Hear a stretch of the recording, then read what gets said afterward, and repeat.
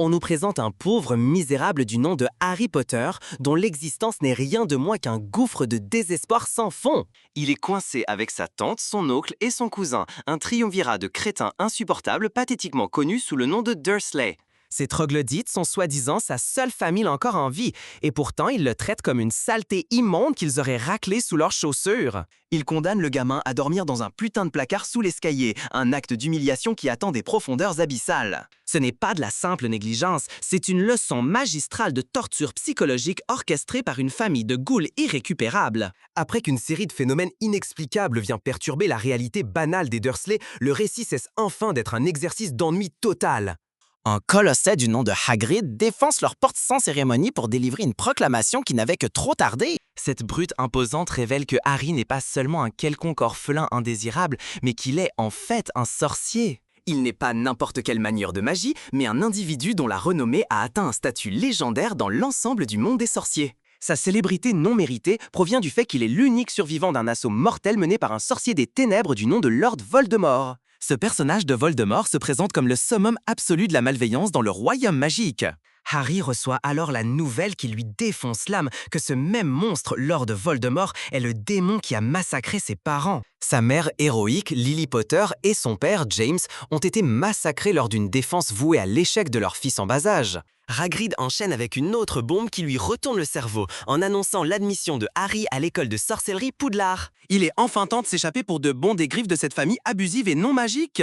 Hagrid doit personnellement guider Harry pour se procurer ses fournitures scolaires, car le garçon est complètement ignorant de cette société cachée. Leur destination est un marché magique clandestin appelé le chemin de traverse, parfaitement dissimulé aux yeux inconscients des gens ordinaires. Cela sert de baptême frénétique et écrasant dans le monde même dont il a été cruellement arraché. Harry est contraint d'entrer dans une banque gérée par des gobelins, une espèce de petit bâtard incroyablement redoutable et obsédé par le fric. Après avoir acquis une grande quantité de monnaie de sorcier, il achète son uniforme, ses manuels scolaires et une chouette. Ensuite, il se met en quête d'une baguette, un objet d'une importance monumentale dans la hiérarchie des sorciers. La baguette est censée choisir le sorcier, une connerie mystique qui, comme on pouvait s'y attendre, fonctionne pour notre protagoniste. Hagrid lui fournit ensuite un billet de train pour l'école, mais le cas indiqué est une énigme délibérée. On lui ordonne de trouver la voie 9 3/4 à la gare de King's Cross, un cas qui est de toute évidence inexistant pour les mortels. La seule méthode d'entrée requiert un sprint démentiel et directement dans une barrière de briques solides entre les quais 9 et 10. C'est une méthode complètement dérangée et inutilement angoissante pour commencer une année scolaire, si vous avez un tant soit peu de bon sens. À bord du Poudlard Express, Harry rencontre enfin des camarades qui ne sont pas son cousin détestable.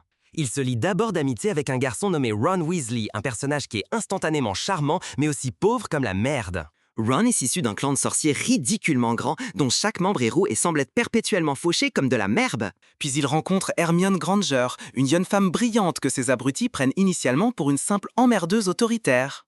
Elle est une sorcière redoutable née de 2 parents non magiques, qualifiée avec mépris de moldu par ces snobs de la magie. Qualifier les gens ordinaires de moldu est un acte de condescendance suprême, mais une telle arrogance définit le monde des sorciers. Hermione humilie à juste titre l'ignorance de Ron par son intelligence et démontre son intellect supérieur, ce qui bien sûr menace son ego fragile comme de la merde. Malgré cette friction initiale, ces trois-là sont de toute évidence destinés à devenir, en trébuchant, une sorte d'unité héroïque. Le troupeau d'étudiants finit par attendre Poudlard, un château aux proportions ridicules et à l'antiquité imposante. C'est sans équivoque la structure la plus magnifique que le garçon qui a tant souffert ait jamais vue de sa misérable existence. Entre ces murs, ils apprennent qu'ils vont être répartis de force dans l'une des 4 maisons rivales de l'école. Un couvre-chef enchanté et conscient appelé le Choixpeau magique cendra leurs esprits de manière invasive pour déterminer leur destin. Les maisons sont Gryffondor, Poufsouffle, Serre d'Aigle et Serpentard, et votre affectation est une putain d'affaire de la plus haute importance. La maison Serpentard possède une réputation tristement célèbre et bien méritée d'être une usine à connards pour les sorciers des ténèbres et les fanatiques de la magie. C'est, à toutes fins utiles, l'usine désignée pour les futurs tyrans magiques, un fait universellement reconnu. Quand le tour de Harry arrive, le chapeau conscient envisage sérieusement de le placer à Serpentard. Ce chapeau est un vrai sadique, proposant la maison même qui a engendré l'homme qui a anéanti sa famille. Harry supplie frénétiquement le chapeau par la pensée, marmonnant « Pas Serpentard !» comme si son âme même était sur le point d'être pulvérisée dans le néant. Heureusement, le chapeau acquiesce et bugle le nom de Gryffondor à la place. Harry est profondément soulagé d'être envoyé dans la maison célébrée pour sa bravoure ostentatoire et sa soi-disant chevalerie. Comme on pouvait s'y attendre, Ron et Hermione sont également envoyés à Gryffondor, parce que la facilité scénaristique exige que ces trois-là restent inséparables. Ron était un choix absolument évident pour Gryffondor, étant donné que toute sa lignée a peuplé cette maison pendant des générations. La répartition dans les maisons étant terminée, Harry commence sa nouvelle existence, désormais submergé par la magie et une nourriture réelle. Il commence ses cours, un programme mêlant des disciplines intrigantes à des pratiques qui sont manifestement des pièges mortels. Les potions sont enseignées par le professeur Severus Rogue, un homme qui est indéniablement un bâtard amer aux cheveux gras. Rogue développe une obsession haineuse instantanée et totalement injustifiable pour Harry, le ciblant avec un interrogatoire dès le premier jour. Cet homme est un connard de classe mondiale qui semble tirer un plaisir sadique à tourmenter un enfant de 11 ans. A l'inverse, Harry découvre un talent étonnamment naturel et inné pour monter sur un balai. Ce talent brut lui assure instantanément une place dans l'équipe de Quidditch de Gryffondor en tant que leur nouvel attrapeur. C'est un événement sans précédent car il est strictement interdit aux élèves de première année de jouer dans les équipes des maisons. Le Quidditch est un jeu certifiablement dément où les concurrents volent sur des balais en essayant de se mutiler les uns les autres avec des projectiles enchantés. Pendant que Harry se complaît à flatter son nouvel ego d'athlète, lui et ses compagnons tombent dans un profond merdier de tous les dangers. Un soir, le trio se promène nonchalamment dans un couloir interdit du 3e étage avec l'intelligence de limaces de jardin. On leur a explicitement dit de ne pas s'approcher de cette zone et ils découvrent rapidement la raison terrifiante de cette règle. Ils sont confrontés au visage d'un canidé colossal et terrifiant à 3 têtes. Cette bête infernale porte le nom de Touffu, un sobriquet ridicule pour une créature de pure terreur. Le chien, s'avère-t-il, appartient à Hagrid, qui est de toute évidence un connaisseur de créatures terrifiantes, dangereuses et illicites. Les enfants déduisent rapidement que Touffu n'est pas un simple animal de compagnie, c'est un gardien pour quelque chose d'une immense importance. Ils supposent que la bête garde la mythique pierre philosophale. Cette pierre est un artefact alchimique légendaire capable de créer l'élixir de vie, qui en gros active le mode Dieu pour son utilisateur en lui conférant l'immortalité.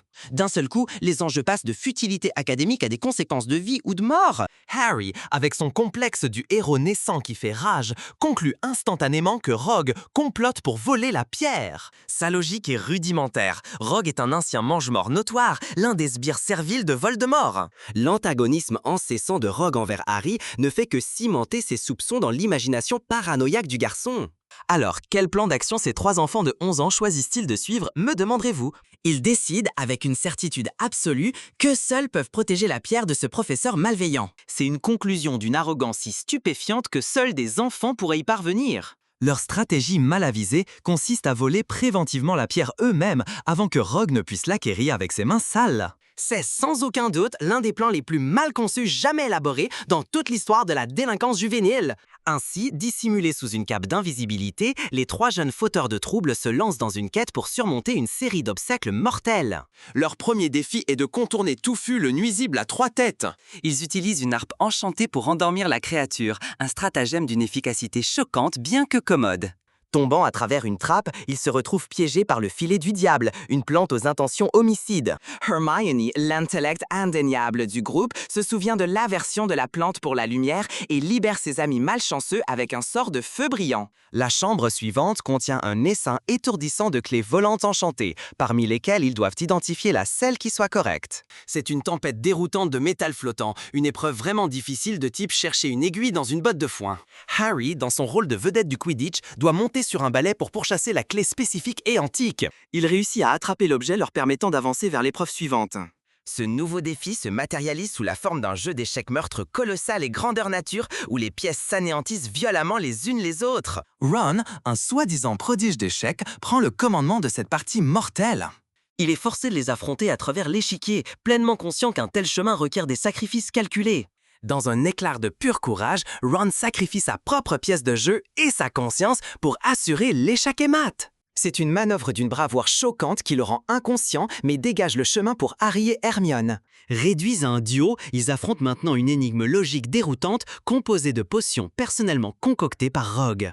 L'esprit brillant d'Hermione déchiffre l'énigme presque instantanément, identifiant les potions pour avancer et pour reculer. La potion pour avancer n'est suffisante que pour une seule personne, ce qui signifie que Harry est forcé de s'aventurer plus loin sans accompagnement. C'est l'affrontement final et Harry est prêt à faire face au maléfique Rogue. Il entre en trompe dans le sanctuaire final, préparé pour un conflit mortel avec son professeur le plus méprisé. Pourtant, la personne présente n'est pas du tout Rogue, c'est le professeur Quirrell, perpétuellement nerveux et bégayant. C'est un retournement de situation profondément troublant que personne n'aurait absolument pu anticiper. Quirrell, le faible instructeur de défense contre les forces du mal, avoue être l'antagoniste depuis le début. Il admet que c'est lui qui a tenté d'assassiner Harry pendant le match de Quidditch. Il accomplit alors l'acte le plus absolument horrible imaginable en déroulant son turban violet ostentatoire. Fixé à l'arrière de la tête de Quirrell se trouve un second visage, un faciès qui est un cauchemar blafard et serpentin. C'est le Seigneur des Ténèbres, Voldemort, subsistant comme un parasite grotesque sur l'occiput du crâne de son sbire. Ceci, bande d'idiots, est la définition même du pur carburant à cauchemar, sans aucun additif. Pendant ce temps, Harry contemple le miroir du Rhysed et par quelque artifice magique, la pierre philosophale se matérialise inexplicablement dans sa poche. Le miroir est censé refléter le désir le plus profond de chacun et celui de Harry était simplement de sécuriser la pierre, non de l'exploiter. Voldemort, s'exprimant par la bouche de Quirrell et par son propre visage terrifiant, tente de persuader Harry de rejoindre sa cause. Il lui fait une proposition qui est une véritable sodomie mentale diabolique, jurant d'utiliser la pierre pour ressusciter les parents assassinés de Harry. C'est un coup de connard dépravé et manipulateur conçu pour exploiter le chagrin profond d'un enfant seul et orphelin. Mais Harry, faisant preuve d'une force morale choquante pour un enfant, dit en substance au Seigneur des Ténèbres d'aller se faire foutre. Furieux, Quirrell pique une crise et se jette sur Harry, prévoyant de le tuer et de s'emparer de la pierre par la force brute. Cependant, à l'instant où les mains de Quirrell entrent en contact avec la peau de Harry, la chair de l'homme commence à s'incinérer et à tomber en cendres. C'est un moment surprenant et grotesque qu'aucun des deux combattants n'avait pour prévoir. Harry, comprenant que son contact est une condamnation à mort littérale pour Quirrell, exécute la seule contre-attaque logique. Il place ses mains sur le visage de Quirrell, poussant le professeur à hurler d'agonie alors qu'il se désintègre violemment. L'homme se transforme littéralement en poussière sous ses yeux, un spectacle profondément traumatisant pour n'importe quel enfant. Alors que la forme de Quirrell se dématérialise, l'essence spectrale de Voldemort émerge du tas de cendres qui en résulte. Cette apparition fantomatique hurle et traverse le corps de Harry en lui niquant l'âme pour s'échapper. La pure malveillance de l'acte est suffisante pour rendre Harry complètement inconscient sur le sol. Il reprend conscience quelque temps plus tard à l'infirmerie de l'école, avec l'impression d'avoir été écrasé par un camion. Le directeur, le professeur Dumbledore, est perché à son chevet, dégageant un sentiment de calme exaspérément suffisant. Dumbledore procède alors à l'explication de toute la séquence des événements, parce que bien sûr, le vieil homme est omniscient. Il confirme que la pierre philosophale a depuis été détruite, soi-disant à la demande de son créateur immortel. Donc toute cette épreuve mortelle visait à protéger un artefact qui était destiné à la poubelle depuis le début. Puis Dumbledore révèle la véritable magie en jeu cette nuit-là, la raison pour laquelle Quirrell était incapable de toucher Harry. Il est révélé que lorsque la mère de Harry a sacrifié sa vie pour lui, elle lui a conféré un putain de bouclier magique surpuissant. Cette protection est l'amour, une force fondamentale qu'une créature bouffée par la haine comme Voldemort ne peut ni comprendre ni toucher. C'est une explication dégoûtante de sentimentalisme, mais c'est précisément le genre de magie puissante qui résout les conflits dans de tels contes. Pour leur mise en danger imprudente et leur violation flagrante des règles, Harry, Ron et la brillante Hermione sont célébrés comme des héros. Dumbledore leur accorde une flopée de points de dernière minute pour leurs actes héroïques non autorisés. Ces points sont calculés précisément pour faire passer Gryffondor devant Serpentard et leur faire gagner injustement la Coupe des 4 maisons annuelles. Cela sert d'ultime et glorieux camouflet au Serpentard, et la joie maligne qui en découle est absolument exquise. Alors que l'année scolaire se termine enfin, Harry et les autres élèves se préparent pour leur exode estival. Pour Harry, cela signifie un retour au foyer des Dursley, une perspective qui n'est rien de moins qu'un écrasement de l'âme. Pourtant, alors qu'il part, il a une révélation profonde qui altère fondamentalement toute sa vision misérable du monde. Il comprend enfin que Poudlard est son vrai foyer, le seul endroit où il n'a jamais eu le sentiment d'être un paria total. C'est une conclusion profondément douce amère pour le garçon qui a survécu à un véritable enfer pour finalement trouver sa vraie famille.